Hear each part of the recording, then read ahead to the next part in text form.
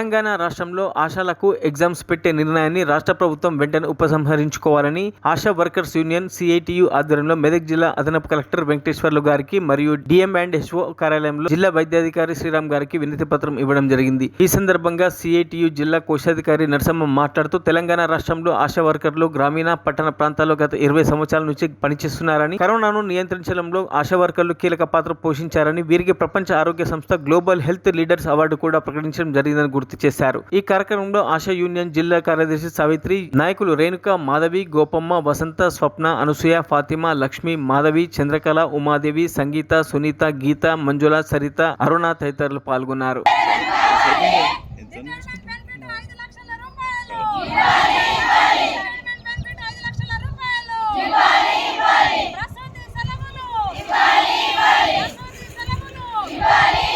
మరిన్ని అప్డేట్స్ కోసం మా ఛానల్ని సబ్స్క్రైబ్ చేయండి.